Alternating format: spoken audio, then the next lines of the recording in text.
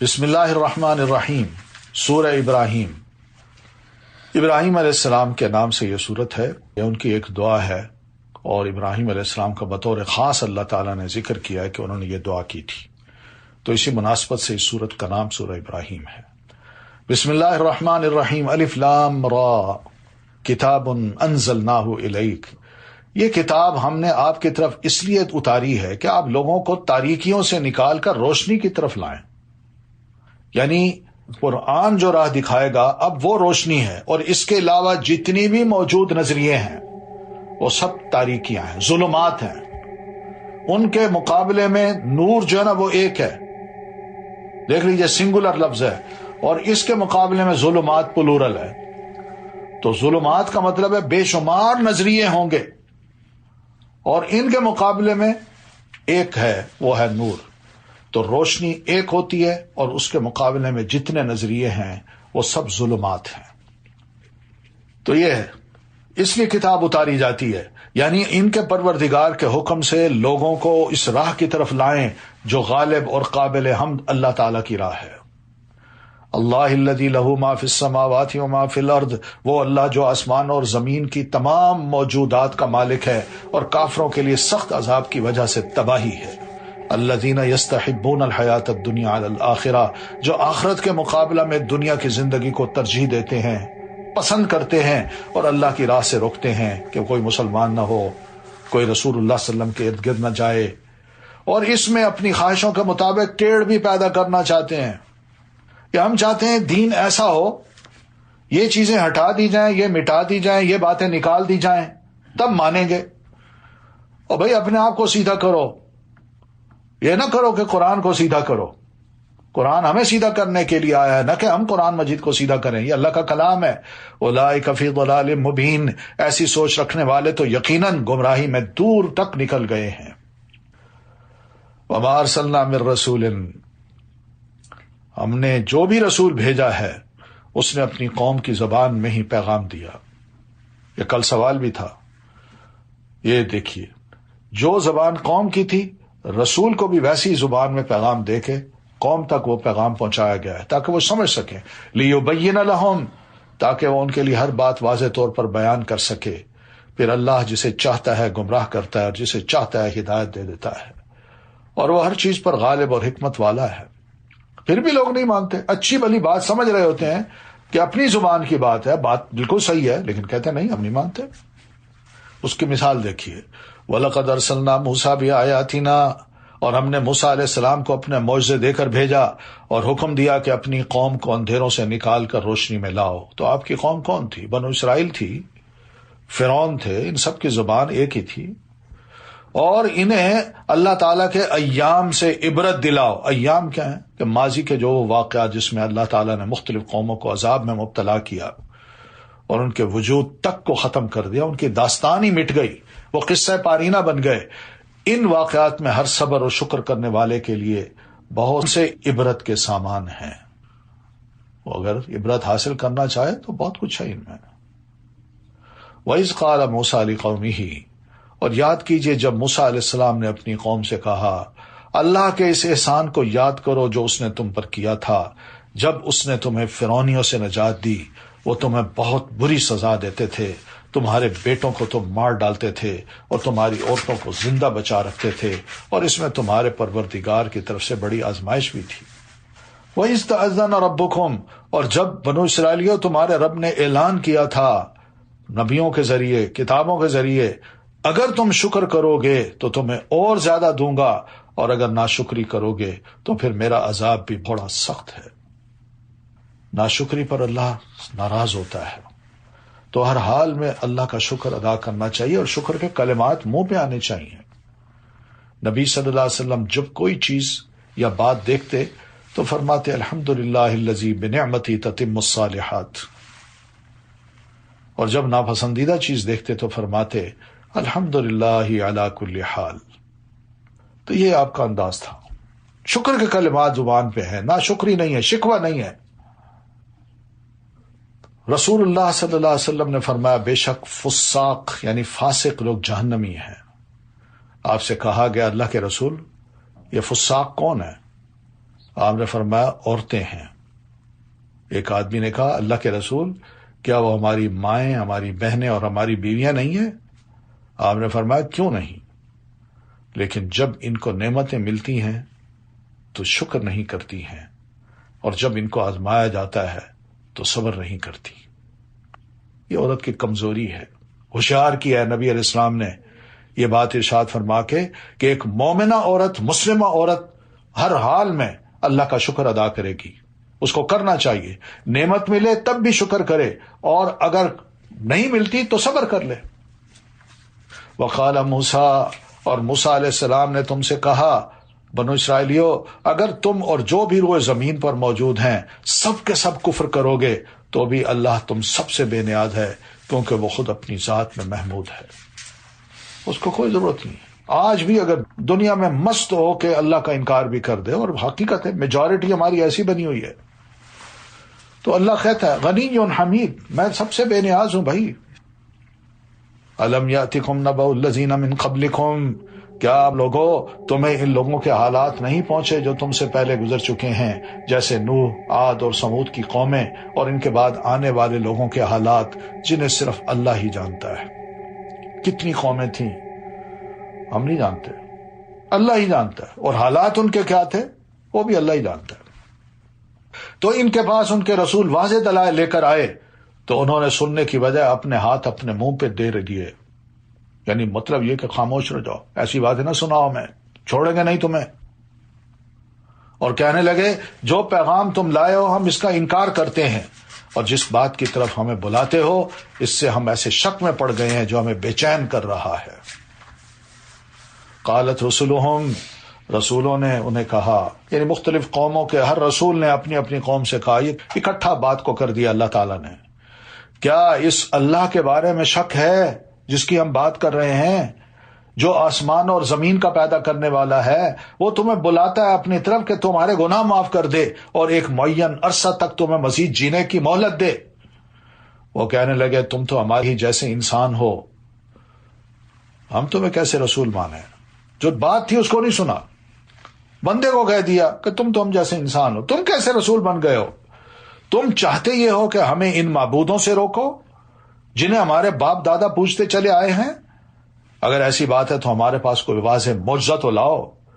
قالت لهم رسلهم، رسولوں نے انہیں کہا کہ ٹھیک ہے ہم بھی تمہارے ہی جیسے انسان ہیں، مگر اللہ اپنے بندوں میں سے جس پر چاہتا ہے احسان فرما دیتا ہے، اور یہ ہماری طاقت نہیں کہ اللہ کے حکم کے بغیر کوئی معجزہ تمہیں لا دکھا سکیں۔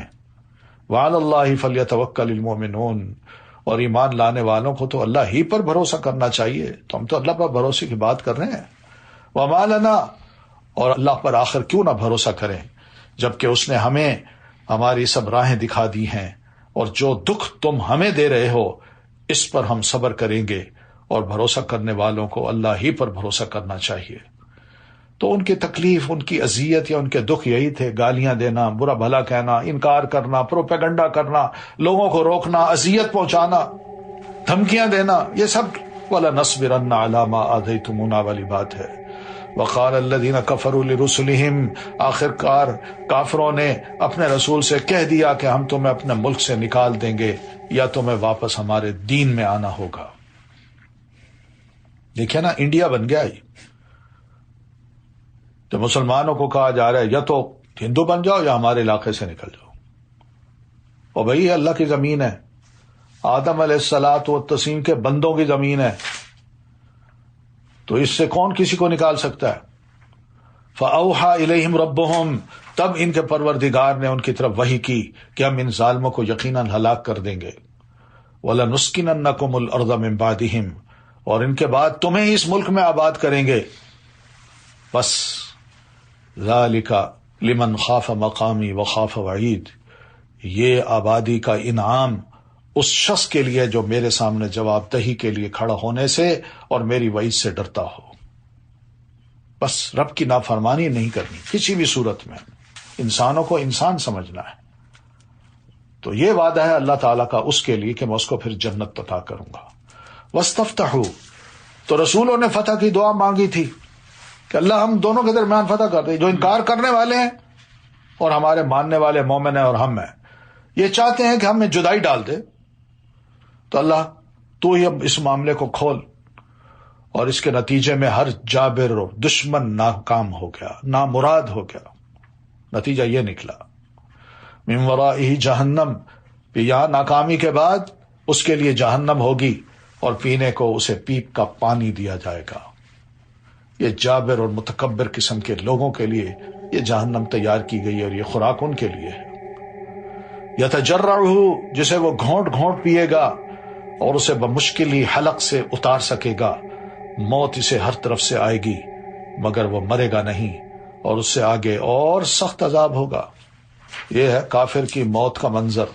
مثل الذین کفروا بربہم، جن لوگوں نے اپنے پروردگار سے کفر کیا، نہیں مانا اس کو، بہت سے خدا بنا لیے، اللہ فرماتے ہیں اعمالہم، ان کے جتنے بھی اچھے اعمال ہیں ان کے اعمال کی مثال اس راہ کسی ہے جسے آندھی کے دن تیز ہوا نے اڑا دیا ہو۔ یعنی وہ راکھ بن جاتے ہیں دنیا میں، تیز آندھی آئے تو وہ اس راکھ کو اڑا کے لے جاتی ہے، اور اس راکھ کو جمع کرنے کے لیے یا سنبھالنے کے لیے لا یقدرون مما کسبوا علی شیء، یہ لوگ اپنے کیے کرائے میں سے کچھ بھی نہ پا سکیں گے۔ یہی پرلے درجہ کی گم گشتگی ہے، ضلالت ہے۔ سوچیں، اللہ کو خوش کرنا ہے، یا دنیا میں جو لوگ ہیں جن کو خدا بنا رکھا ہے آپ نے، ان کو خوش کر رہے ہو؟ جب ان کے لیے سب کچھ کرتے ہو تو پھر اللہ سے کیا توقع کرتے ہو کہ رب جو ہے وہ ہمیں دے گا کل؟ کیا دے گا بھائی؟ تو اس کو تو ہم نے دنیا میں جیتے جی خوش نہیں کیا۔ اور جو پیدا کرنے والا ہو، کھلانے والا ہو، رازق ہو، ہم اس کو کچھ نہ سمجھیں، اور جو کچھ بھی نہ کر سکے ان کو وہی مقام دے دیں جو اللہ کا ہے، تو یہ تو اللہ کو ناراض کرنے والی بات ہے۔ الم تری ان اللہ خلق السماوات والارض بالحق، کیا تم دیکھتے نہیں کہ اللہ تعالیٰ نے آسمان اور زمین کو حق کے ساتھ پیدا کیا ہے؟ اگر وہ چاہے تو تمہیں لے جائے اور تمہاری جگہ نئی خلقت لے آئے۔ وما ذلک علی اللہ بعزیز، اور یہ بات اللہ تعالیٰ کے لیے کچھ دشوار نہیں ہے۔ جو پہلے بنا سکتا ہے اس کو دوسری بار بنانے کے لیے کون سی مشکل ہے؟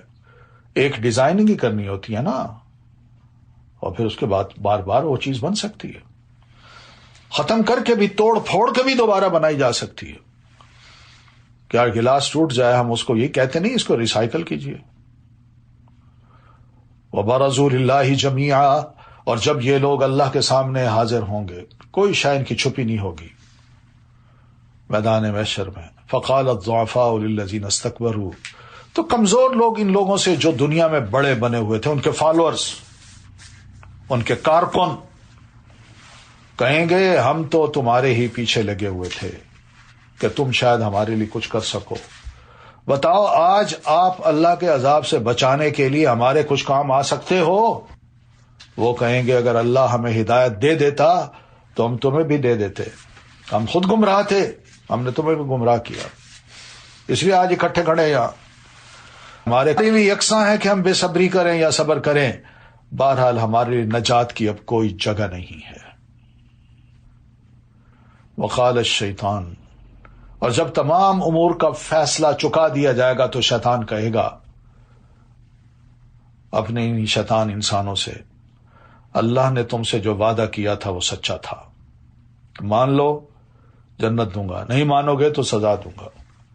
وہ بالکل آج سچا ثابت ہو رہا ہے، اور میں نے بھی تم سے ایک وعدہ کیا تھا جس کی میں نے تم سے خلاف ورزی کی، وہ ایک دھوکہ تھا، اور میرا تم پر کچھ زور نہ تھا سوائے اس کے کہ میں نے تمہیں اپنی طرف بلایا، بس ریموٹ کنٹرولر سے خواہشات دل میں پیدا کر کے، تو تم نے میری بات مان لی، تم اس طرف چلے آئے، نافرمان بن گئے، الٹے کام کیے، لہذا آج مجھے ملامت نہ کرو بلکہ اپنے آپ ہی کو کرو۔ میں تمہارے سامنے تھوڑی آیا تھا، میں نے زبردستی تھوڑی پکڑا تھا تمہیں۔ آج نہ میں تمہاری فریاد رسی کر سکتا ہوں اور نہ تم میری کر سکتے ہو، تمہاری فریادوں کو میں نہیں سن سکتا، تم بھی چیخو چلاؤ اور اس سزا پہ واویلا کرو، اور میں بھی چیختا ہوں چلاتا ہوں، آؤ مل کے کریں آہوزاریاں۔ اس سے پہلے جو تم مجھے اللہ کا شریک بناتے رہے ہو میں اس کا انکار کرتا ہوں، میں تھا ہی نہیں، تم شیطان کی پوجا کر رہے تھے، اللہ کی نہیں کر رہے تھے۔ وہ سب جو کام کر رہے تھے وہ غلط تھے، صرف اللہ کی عبادت کرنی چاہیے تھی. تو جو کچھ میں نے تم سے کرایا میں کہتا ہوں کہ میں نے غلط کرایا اور میں اس کا انکار کرتا ہوں کہ میں صحیح تھا. ایسے ظالموں کے لیے یقیناً دردناک عذاب ہے. سوچئے قیامت کے روز ساری امیدیں ختم، اور یہ ابلیس کی جو باتیں ہیں یہ تقریر ہوگی اس کی جہنمیوں کے آگے. اور اس تقریر میں آپ دیکھیے کیا ہو رہا ہے، انہیں مزید غم میں مبتلا کر رہا ہے. انہیں بتا رہا ہے کہ تم نے میرا کہنا مان کے اپنے آپ کو اور خسارے میں ڈالا، اور پھر اس تقریر میں ان کی حسرت میں اور زیادہ اضافہ کر رہا ہے. وَأُدْخِلَ الَّذِينَ آمَنُوا وَعَمِلُوا الصَّالِحَاتِ، جو لوگ ایمان لائے اور نیک عمل کرتے رہے انہیں ایسے باغوں میں داخل کیا جائے گا جن میں نہریں بہہ رہی ہیں. وہ اللہ کے حکم سے ان میں ہمیشہ رہیں گے. وہاں ان کی دعائے ملاقات سلام ہوگی. سلام سلام سلام، وہ ملاقات کریں گے، یہ دعائیں دیں گے. الم ترا، انسان کیا تو دیکھتا نہیں کہ اللہ تعالیٰ نے کلمہ طیبہ یعنی توحید، اشہد ان لا الہ الا اللہ وحدہ لا شریک لہ واشہد ان محمدا عبدہ ورسولہ، اس کی کیسی عمدہ مثال بیان کی ہے، جیسے وہ ایک پاکیزہ درخت ہو جس کی جڑ زمین میں خوب جمی ہوئی ہے اور شاخیں آسمان سے باتیں کر رہی ہیں. تو یہ کلمہ طیبہ سے مراد توحید کا یہی کلمہ ہے، اشہد ان لا الہ الا اللہ. یہ ایک درخت کی مانند ہے، اور پھر اس کی شاخیں یہ اس کے اعمال ہیں جس پر ہر وقت لگنے والے پھل ہیں، اور بڑے اچھے پھل ہیں. پھر یہ شاخیں سایہ دار ہیں. تو نبی علیہ الصلوۃ والتسلیم نے طیب درخت سے مراد کھجور کا درخت لیا ہے. آپ نے فرمایا ہی النخلہ، کہ یہ کھجور کا درخت ہے. تو مومن کی مثال بھی کھجور کے درخت کی مانند ہے، جو ہر وقت سرسبز رہتا ہے، جس کے پتے نہ گرتے ہیں نہ جھڑتے ہیں. تو یہ آپ نے سوال بھی کیا، تو نبی علیہ الصلوۃ والتسلیم نے اس کا جواب یہی دیا کہ یہ کھجور کا درخت ہے. تو درخت سے تشبیہ دینے کی وجہ یہی ہے کہ ایمان کو درخت کے ساتھ مثال دینے کی حکمت یہی بتائی علماء نے کہ درخت اس وقت تک درخت نہیں بنتا جب تک کہ اس میں تین چیزیں نہ پائی جائیں. ایک مضبوط جڑ ہو، سیدھا کھڑا ہونے والا تنا ہو، اور اس کی شاخیں بلند ہوں اور پھلدار ہو. اسی طرح ایمان بھی تین چیزوں کے بغیر مکمل نہیں ہوتا: دل کی تصدیق، زبان سے اقرار، اور جسم کے ساتھ یعنی لمبز کے ساتھ اس پر عمل کرنا. یہ ہے، یہ دونوں چیزیں آپس میں ملتی جلتی ہیں، یعنی مومن اور کھجور کا درخت. تؤتی اکلہا کل حین باذن ربہا، وہ اپنے پروردگار کے حکم سے ہر آن پھل دے رہا ہے. اللہ لوگوں کے لیے مثالیں اس لیے بیان کرتا ہے کہ وہ سبق حاصل کریں. تو یہ مومن کے اعمال جو ہے نا، وہ ہر وقت جو نکل رہے ہیں اس کی ذات سے دن رات، وہ سب کے سب اوپر قبولیت کے لیے چلے جاتے ہیں. وَمَثَلُ كَلِمَةٍ خَبِيثَةٍ كَشَجَرَةٍ خَبِيثَةٍ، اور گندا کلمہ یعنی شرک والا، وہ کہتا ہے اللہ تو ہے، تیرے ساتھ اور بھی ہے، تو یہ گندا کلمہ ہے. اس کی مثال ایک خراب درخت کی سی ہے جسے زمین کی سطح سے اکھاڑ پھینکا جائے اور اسے کچھ استحکام حاصل نہ ہو. یثبت اللہ الذین آمنوا، تو اب ان کلمات میں کون لوگ ہیں جو ثابت قدم رہتے ہیں؟ جو لوگ ایمان لائے انہیں اللہ قول ثابت یعنی کلمہ طیبہ سے دنیا کی زندگی میں بھی ثابت قدم رکھتا ہے اور آخرت میں بھی رکھے گا. آخرت سے مراد یہاں مرتے وقت اور قبر کی جو زندگی ہے اس میں بھی جب سوال جواب ہوں گے، وہاں بھی یہی کہیں گے اشہد ان لا الہ الا اللہ، میں ایک اللہ کو ماننے والا ہوں. من ربک، وہ کہے گا ربی اللہ. ما دینک، وہ کہے گا دینی الاسلام. یہ ثابت قدمی ہے. اور کون ہے وہ جو تمہارے درمیان آیا تھا؟ وہ کہے گا رسول اللہ، وہ اللہ کے رسول تھے. وَيُضِلُّ اللَّهُ الظَّالِمِينَ، اور جو ظالم ہیں انہیں اللہ بھٹکا دیتا ہے. دنیا میں بھی، مرتے وقت بھی اور قبر میں بھی ہائے بائے کریں گے، اور اللہ وہی کرتا ہے جو چاہتا ہے. تو قبر میں مومن کا حال کیسا ہوتا ہے اور غیر مومن کا حال کیسا ہوتا ہے، یہ سب نبی علیہ الصلوۃ والتسلیم نے احادیث میں بیان فرما دیا ہے. لیکن قرآن مجید میں بھی ہم پڑھیں گے انشاءاللہ، پڑھا بھی ہے، کچھ آگے بھی آ رہا ہے. الم تر الی الذین بدلوا نعمت اللہ کفرا، کیا آپ نے ان لوگوں کی حالت پر غور نہیں کیا جنہوں نے اللہ کی نعمت یعنی ایمان کو کفر سے بدل ڈالا؟ یہ مکی لوگوں کا حال بتایا. نبی آئے تھے، ایمان لے آتے، اس نعمت کو چھوڑ دیا، انکار کر دیا، کفر قبول کر لیا، اور اپنی قوم کو ہلاکت کے گھر جا اتارا. خود بھی نہ گئے مسلمان ہوئے، قوم کو بھی کہا مسلمان نہ ہو.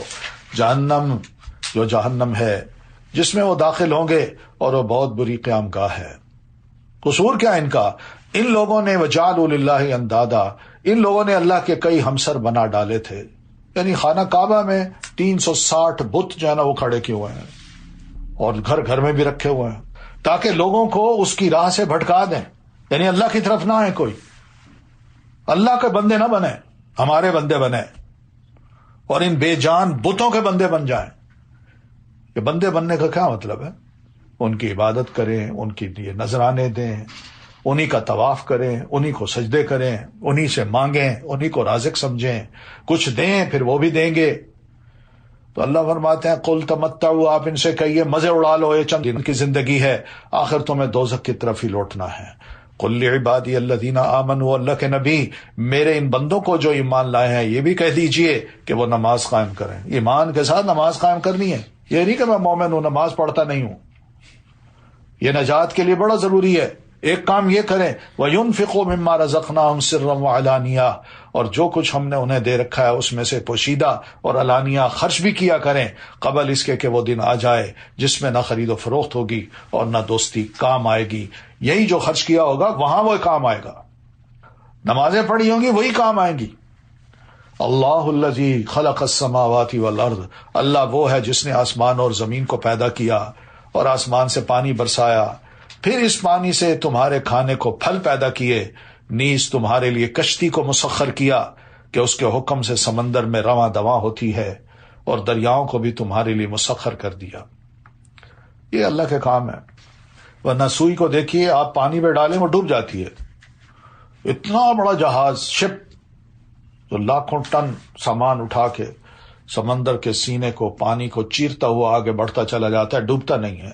یہی تو سخر لکم ہے، یہی تو مسخر کرنا ہے اللہ تعالیٰ کا. وَسَخَّرَ لَكُمُ الشَّمْسَ وَالْقَمَرَ دَائِبَيْنِ، اور تمہاری خاطر سورج اور چاند کو کام پر لگا دیا جو لگاتار چل رہے ہیں، اور رات اور دن کو بھی تمہاری خاطر کام پر لگا دیا. وَآتَاكُم مِّن كُلِّ مَا سَأَلْتُمُوهُ، اور جو کچھ بھی تم نے اللہ سے مانگا وہ اس نے تمہیں دے دیا. بلکہ حقیقت یہ ہم نے مانگا ہی نہیں، اللہ نے وہ کچھ بھی دے رکھا ہے. لیکن یہ ہوتا ہے دل میں جو خواہش آتی ہے مجھے یہ ضرورت ہے، کیا وہ موجود نہیں مل جاتی؟ مارکیٹ میں مل نہیں جاتی وہ چیزیں. یہ ہے وہ چیز. اور اگر اللہ کی نعمتیں گننا چاہو تو کبھی ان کا حساب نہ رکھ سکو گے. مطلب میں اب بیٹھا ہوں، سانس بھی لے رہا ہوں، نکال بھی رہا ہوں، یہ نعمت ہے. دن بھر کے جو سانسیں ہیں، اگر میں ان کا بدلہ بھی یا ان کا بھی شکر اللہ کا ادا کرنا چاہوں تو میں نہیں کر سکتا. تو کچھ تو کرتے رہیں، ساری زندگی اللہ کا شکر ادا کرتے رہیں، تب بھی تھوڑا ہے. ان الانسان لظلوم کفار، انسان تو ہے ہی بے انصاف اور ناشکرا. وَإِذْ قَالَ ابراہیم، اور یاد کرو جب ابراہیم علیہ السلام نے دعا کی تھی، اے میرے پروردگار اس شہر یعنی مکہ کو پرامن بنا دے، اور مجھے بھی اور میری اولاد کو بھی اس بات سے بچائے رکھنا کہ ہم بتوں کی پوجا کریں.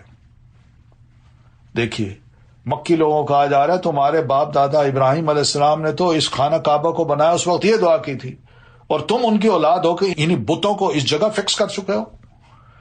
رب انہن اضللن کثیرا من الناس، یہ ابراہیم نے یہ بھی کہا تھا پروردگار ان معبودوں نے تو بہت سے لوگوں کو گمراہ کر دیا، لہذا جس نے میری پیروی کی وہ یقیناً میرا ہے، اور جس نے میری نافرمانی کی سو تو معاف کرنے والا اور رحم کرنے والا ہے. یہ انبیاء کا اخلاق ہے، وہ نافرمان کے لیے بد دعا نہیں کرتے، لیکن پھر بھی یہ کہتے ہیں، ان کے حق میں دعائیں کرتے ہیں. ربنا انی اسکنت من ذریتی، اے ہمارے پروردگار میں نے اپنی اولاد کے ایک حصے کو تیرے قابل احترام گھر کے پاس ایسے میدان میں لا بسایا ہے جہاں کوئی کھیتی نہیں، تاکہ وہ نماز قائم کریں. یہ ہے فائدہ. یعنی ابراہیم علیہ السلام کہہ رہے ہیں بیوی بچے کو میں نے ایک ایسی جگہ لا بسایا جہاں تیرا گھر ہے، مگر یہاں کھانے پینے کی کوئی شے نہیں ہے. اور مقصد کیا ہے کہ اس یہاں رہتے ہوئے کم از کم تیری عبادت کر سکیں، نماز پڑھ سکیں اس مسجد میں. کیا مومن کا ویژن ہوتا ہے، کس طرح وہ اپنے بارے میں نہیں بلکہ اپنی اولاد کے بارے میں بھی سوچتا ہے کہ ان کا اسلام باقی رہے، اور اس کے لیے وہ ضروری سمجھتے ہیں کہ مسجد کے پاس گھر ہو ہمارا، تاکہ ہمارے بچے اور ہم خود نماز قائم کر سکیں۔ پروردگار فَجْعَلْ أَفْئِدَةً مِّنَ النَّاسِ تَهْوِي إِلَيْهِمْ، بعض لوگوں کے دلوں کو ان کی طرف مائل کر دے، یعنی مکی لوگوں کی طرف، میری اولاد کی طرف، اور انہیں کھانے کو پھل مہیا فرما، توقع ہے کہ یہ شکر گزار رہیں گے۔ ربنا، ان کی دعاؤں میں ایک دعا یہ بھی تھی، مولا ہم جو کچھ چھپاتے ہیں یا ظاہر کرتے ہیں تو سب کچھ جانتا ہے۔ یہ ان کا ایمان تھا۔ تم بہت کچھ چھپاتے ہو اپنے خداؤں سے، اور یہ بھی سمجھتے ہو اللہ بھی نہیں جانتا، مگر تمہارے بابا ابراہیم علیہ السلام کا یہ عقیدہ تھا، زمین و آسمان میں کوئی چیز ایسی نہیں جو اللہ سے چھپی ہوئی ہو۔ الحمدللہ الذی وہب لی، اس اللہ کا شکر ہے جس نے مجھے بڑھاپے میں اسماعیل اور اسحاق عطا کیے، بلا شبہ میرا پروردگار دعا سنتا ہے۔ یعنی بڑھاپے میں میں نے دعائیں کی، اللہ نے مجھے یہ اولاد دے دی، تو اللہ تو بڑھاپے میں بھی چاہے تو خشک درخت کو پھل بھی دے سکتا ہے۔ رب اجعلنی مقیم الصلاۃ، پروردگار مجھے بھی اور میری اولاد کو بھی نماز قائم رکھنے والا بنا، پروردگار میری یہ دعا قبول فرما۔ دیکھیے کتنی اہم دعا ہے، کتنی فکر ہے کہ مجھے بھی نماز کا قائم کرنے والا، میری اولاد کو بھی۔ اس لیے تو آپ فرماتے ہیں کہ اپنی اولاد کو، بچے جب 7 سال کے ہو جائیں تو ان کو کہا کرو نماز پڑھو، اور جب بڑے ہو جائیں 2 سال بعد تو ان کو کہو نماز پڑھو، اور نہ پڑھیں تو مارو ان کو۔ یعنی مارنے کا مطلب یہ نہیں ہے کہ خدا نہ خواستہ اتنا شدید مارو، ہلکا پھلکا بچے کو ڈر ہو کہ اوہ نماز نہ پڑھی تو ابا ناراض ہوں گے۔ آج تو نافرمانی پر گلے لگایا جاتا ہے۔ ربنا اغفر لی ولوالدی، پروردگار مجھے، میرے والدین اور جملہ مومنوں کو اس دن معاف فرمانا جب حساب لیا جائے گا۔ یہ دعا تھی ان کی۔ اب جو کچھ بھی نبی علیہ السلام کے ساتھ مکہ میں ہو رہا تھا اور مکی لوگ کر رہے تھے، اللہ فرماتے ہیں وَلَا تَحْسَبَنَّ اللَّهَ غَافِلًا، مومنو یہ کبھی بھی خیال نہ کرنا کہ ظالم جو کچھ کر رہے ہیں اللہ ان سے بے خبر ہے۔ وہ تو انہیں اس دن کے لیے مہلت دے رہا ہے جس دن نگاہیں پھٹی کی پھٹی رہ جائیں گی۔ اس وقت وہ یوں اپنے سر اٹھائے اور سامنے نظریں جمائے دوڑے جا رہے ہوں گے کہ ان کی نگاہیں ان کی اپنی طرف بھی نہ مڑ سکیں گی، اور دل گھبراہٹ کی وجہ سے اڑے جا رہے ہوں گے۔ یہ جہنم کی ہولناکی ہوگی، آنکھ بھی نہ دیکھ سکے گی، شدید گھبراہٹ کی کیفیت ہوگی۔ وانذر الناس، اے اللہ کے نبی آپ لوگوں کو اس دن سے ڈرائیے جب عذاب انہیں آ لے گا، تو اس دن ظالم کہے گا ہمارے پروردگار ہمیں تھوڑی سی مدت اور مہلت دے دے، ہم تیری دعوت قبول کریں گے اور تیرے رسولوں کی پیروی کریں گے، ابھی ڈرا دیجئے، کل کو یہ لفظ کہنا انہوں نے تو ابھی مان لیں۔ اللہ تعالیٰ اس وقت پھر ان کے اس بات کو سننے کے بعد انہیں جواب دے گا، اولم تکونوا اقسمتم من قبل ما لکم من زوال، کیا تم وہی لوگ نہیں ہو جو اس سے پہلے یہ قسمیں کھایا کرتے تھے کہ تمہیں کبھی زوال آئے گا ہی نہیں؟ وہ کہاں گئی طاقتیں تمہاری، کہاں گئے جتھے، کہاں حکومتیں؟ آج تو بالکل کمزور ہو گئے، زوال آ گیا ہے نا، بے بس ہو، دیکھ رہے ہوگا نا کہ اب تمہیں پکڑ کے تمہارے ساتھ کیا معاملہ ہونا ہے۔